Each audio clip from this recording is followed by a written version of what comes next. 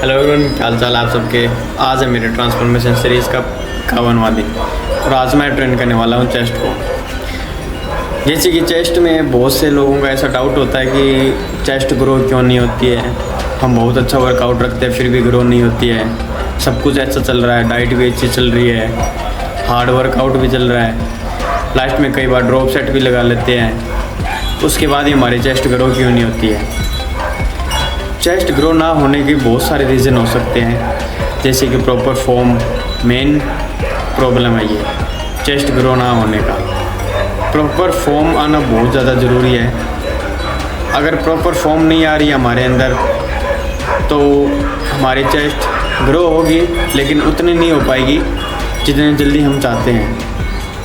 Form को correct करने के लिए यहाँ तो आप खुद से यूट्यूब वीडियोस देख सकते हैं, यहाँ अगर जिम के अंदर आपका कोई सीनियर वर्कआउट कर रहा है जो काफ़ी टाइम से कर रहा है, जिसको अच्छा नॉलेज हो, या जिम ट्रेनर हो, या जिसकी जिम हो, जिम ओनर हो, उनसे पूछ सकते हैं। लेकिन हमेशा ही हमें फॉर्म के ऊपर ज़रूर ध्यान देना चाहिए।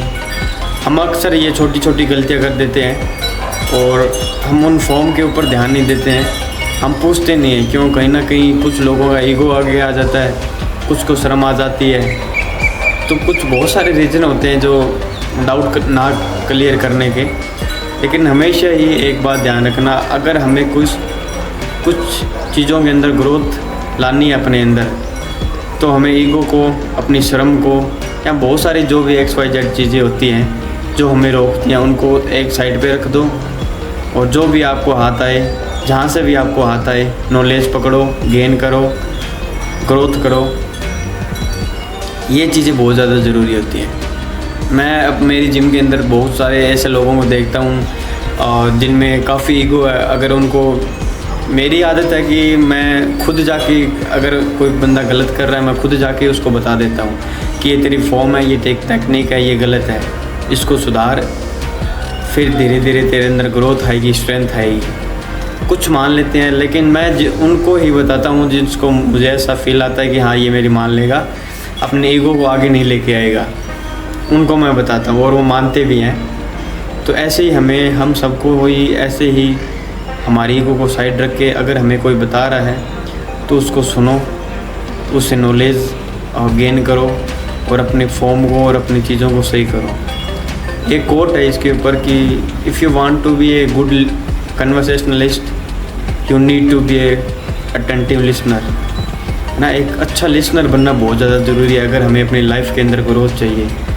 सिर्फ जिम के अंदर ही नहीं, पूरी लाइफ के अंदर ही हमें एक अच्छा लिसनर होना बहुत ज़रूरी है। सुनो ज़्यादा, बोलो कम, तब जाके हमें ग्रोथ मिलेगी। तो यही बात हमारी जिम के अंदर लागू होती है कि ईगो को साइड में रख के हमेशा ही, अगर आपकी फॉर्म गलत है, आपको पता नहीं है हाउ टू ट्रेन, आपको पता नहीं है what is the right technique, and आपको बहुत सारी ऐसी चीज़ें नॉलेज नहीं है क्योंकि आप बिगनर हो, अभी आपने जिम ज्वाइन करा है, तो आपको ऐसा लगता है मुझे तो नॉलेज है, क्योंकि इंस्टाग्राम पे भी आजकल बहुत सारे इन्फ्लुएंसर्स हैं जो हमें अच्छे सारा नॉलेज दे देते हैं। लेकिन वहाँ से नॉलेज लेके अगर हम उसको करेक्ट फॉर्म में नहीं अप्लाई कर रहे हैं अपने ऊपर, तो उस नॉलेज का कोई फ़ायदा नहीं है। जो टेक्निक होती है ना, वो अक्सर वीडियोज़ में थोड़ा अलग होता है और रियलिटी में अगर हम उनको फेस करें तो वहाँ पे कुछ थोड़ा अलग हो जाता है। प्रॉपर फॉर्म को सही ढंग से अपनाने के लिए हमें हमेशा ही वीडियोस ज़रूर देखो, नॉलेज मिलता है, ज़रूरी है। अगर आप वीडियोस देख के जिम जा रहे हो तो वहाँ पे 50-60% आपका जो प्रॉब्लम है उसका सोल्यूशन आपके हाथ में है, ऑलरेडी सोल्यूशन लेके ही आप जिम जा रहे हो। लेकिन उसके बाद ही अगर आपको दिक्कत आ रही है तो वहाँ पे जिम के अंदर बहुत सारे ऐसे लोग होते हैं जो बता देते हैं कि ये टेक्निक गलत है, ऐसे करो, इसको ऐसे परफॉर्म करो। कोई इशू नहीं है, हर कोई लगभग बता ही देता है जिम के अंदर। बहुत कम लोग ऐसे होते हैं जो ईगो से भरे होते हैं, जो नहीं बताते हैं पूछने के बाद ही। लेकिन लगभग आपको हर कोई एक आधा मिल ही जाएगा जो आपको अच्छी गाइडेंस दे देगा। तो हमेशा ही गाइडेंस लो, अच्छी फॉर्म रखो, करेक्ट फॉर्म रखो, फिर कहीं ना कहीं आपके अंदर भी ग्रोथ आनी स्टार्ट हो जाएगी। और दूसरी एक मैं बात करना चाहता हूँ कि अक्सर हमारे माइंड के अंदर ये चीज़ें ज़रूर चलती है कि मैं हैवी वेट पे कैसे जाऊँ। ये मेरा पर्सनल एक्सपीरियंस है मैंने ये जो मैं शेयर कर रहा हूँ ये मैंने आज तक कहीं पे किसी को भी नहीं सुना है ये बताते हुए। मुझे ऐसा लगता है अगर हम हैवी वेट पे जाना चाहते हैं तो मैं जो आपको टेक्निक बताने वाला हूँ, मुझे ऐसा लगता है कि अगर हम ऐसा करें तो हम हैवी वेट पे जाना स्टार्ट हो जाएंगे। अब बात करते हैं कैसे, क्या टेक्निक है वो टेक्निक ये है कि अगर मान लो आप पिछले 15 या 20 दिनों से चेस्ट के ऊपर 17.5 kg या 20 kg लास्ट सेट आप लगा रहे हो, लास्ट यानी थर्ड सेट, और आप चाहते हो कि मैं ग्रो करूं, यानी लास्ट सेट को मैं शिफ्ट कर दूँ 22.5 kg के ऊपर। तो आप क्या करोगे, जैसे आज आपका चेस्ट डे है तो आप उसको लास्ट सेट 22.5 का मारो। हालांकि मुझे पता है 22.5 का मारोगे आपको मे बी सेल्फ रेपिटेशन 0 आए, सारी स्पोर्ट के साथ करनी पड़े, कोई इशू नहीं है, करो 4 करो 5 करो 6 करो, जितने निकलते हैं स्पोर्ट के साथ निकालो।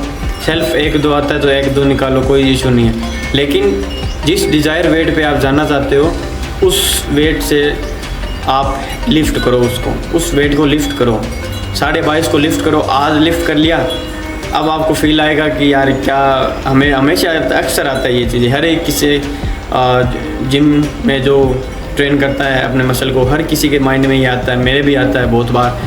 जैसे मुझे हैवी वेट में जाना होता है तो 22.5 पे करने के बाद हमें क्या फील आएगा, यार चेस्ट पे आया नहीं, मज़ा नहीं आया, इससे अच्छा मैं 20 के साथ ही लगा लेता तो मुझे फील आता, बिल्कुल बहुत सही है, फील आता, माइंड कंस्ट्रक्शन अच्छा बनता।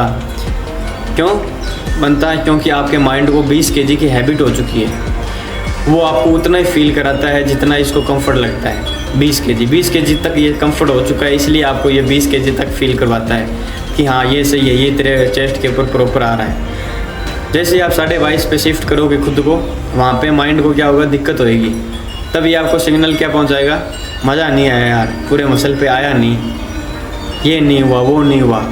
लेकिन आपको माइंड की नहीं सुननी है, माइंड आपको वहाँ पे तो बिल्कुल ब्लैंक कर देगा कि आपके चेस्ट पे नहीं आया, और वो ऐसा ही लगेगा, पूरे दिन ही ऐसा लगेगा। लेकिन होगा क्या 22.5 पे जाने के बाद, जब नेक्स्ट वीक आपकी वापस चेस्ट आएगी ना, और जब आप 22.5 पे वापस जाओगे तो वहाँ पे अगर पिछली वीक में सेल्फ में 1 आया या 2 आया ना, तो नेक्स्ट वीक आपके 4 आएंगी रेपिटेशन सेल्फ। आप ट्राई करके देख लेना, अगर मेरी बात आपको झूठ लग रही है तो आप ट्राई करके देख लेना, ऐसा ही होता है। अगले नेक्स्ट वीक आप 4 पे जाओगे, क्योंकि कहीं ना कहीं आपके माइंड को पता चल जाता है कि ये ज़िद्दी है, ये वहाँ पे जाएगा ही जाएगा 22.5 पे। तो इससे अच्छा अगर ये 6 या 8 रेपिटेशन लगा रहा है तो मैं इसको 4 पे ही रोक लूँ, तो कितने 2 रेपिटेशन या 3 रेपिटेशन ज़्यादा हो गए नेक्स्ट वीक प्रीवियस वीक के बजाय, हो गए ना। तो ये फ़ायदा होता है। ऐसे फिर आप नेक्स्ट वीक उसको फिर 22 पे जाओगे, फिर आप 6 पे जाओगे, फिर आप 8 पे जाओगे। ऐसे धीरे धीरे हैवी वेट है वो लिफ्ट होता है, वो हैवी वेट के अंदर ग्रोथ होती है, एकदम से नहीं होता है। आप दूसरे किसी को देख के डीमोटिवेट हो जाते हो कि ये इतना वेट उठा रहा है, मुझसे उठ नहीं रहा है, तो इसका मतलब या कुछ ना कुछ गड़बड़ है, मेरी डाइट में गड़बड़ है या मेरे में स्ट्रेंथ नहीं है। फिर हम माइंड के अंदर वो चीज़ें लेके आते हैं, हम डीमोटिवेट हो जाते हैं। फिर माइंड हमें क्या करता है, वही वो चीज़ें घुमा घुमा के हमें डीमोरलाइज कर देता है, डीमोटिवेट कर देता है, हम थोड़ा वीक महसूस करने लग जाते हैं।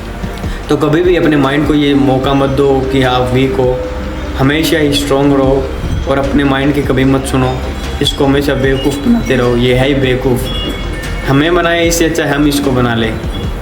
तो ये कुछ चीज़ें हमें ध्यान रखनी चाहिए। हैवी वेट के ऊपर अगर जाना है तो आप ये टेक्निक मैंने जो बताई आप फॉलो कर सकते हो, और इसके बाद आप रिजल्ट भी देखोगे। ये नहीं है कि ऐसे मैंने बोल के बता दिया रिजल्ट नहीं आएगा, रिजल्ट भी आएगा, करके देख लेना। मैंने ट्राई किया है 2 से 3 वीक, तब जाके मैंने ये एक्सपीरियंस आपके साथ इतने टाइम के बाद शेयर किया है। वैसे तो आपको पता है पिछले 50 दिनों से मैं खुद को ट्रेन कर रहा हूँ, लेकिन मैंने ये एक्सपीरियंस शेयर नहीं किया।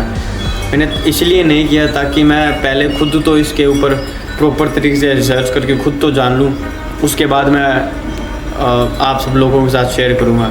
इसलिए मैंने पहले नहीं किया, अब आज किया है, क्योंकि अब मैं 100% श्योर हो चुका हूँ इसके ऊपर कि ऐसा होता है। अगर आप ऐसा करो तो आप हैवी वेट पे लिफ्ट कर सकते हो और हैवी वेट पे जा सकते हो। बस ये कुछ बातें थी जो मैं आपको साथ शेयर करना चाहता था। बस बातों को यहीं पे करते ख़त्म और मिलते हैं जिम के अंदर।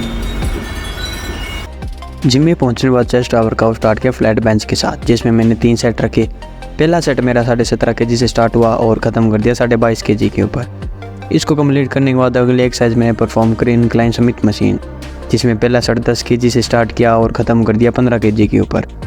इसको कंप्लीट करने के बाद अगली एक्सरसाइज थी वाइड चेस्ट प्रेस, जिसमें पहला सेट 22 kg से स्टार्ट हुआ और ख़त्म कर दिया 27.5 kg के ऊपर। इसको कंप्लीट करने के बाद अगली एक्सरसाइज परफॉर्म करी केबल क्रॉस, जिसमें पहला सेट 15 kg से स्टार्ट हुआ और ख़त्म किया 25 kg के ऊपर। इसको कंप्लीट करने के बाद चेस्ट की लास्ट एक्सरसाइज मैंने परफॉर्म करी पेक्टोरल फ्लाई, जिसमें पहला सेट 35 kg से स्टार्ट किया और ख़त्म कर दिया 45 kg के ऊपर। इसको कंप्लीट करने के बाद लास्ट में चेस्ट को फ्लेक्स किया और मसल चेक किया। इसी के साथ दिन और सारा वर्कआउट हो गया ख़त्म। मिलते हैं अगले दिन।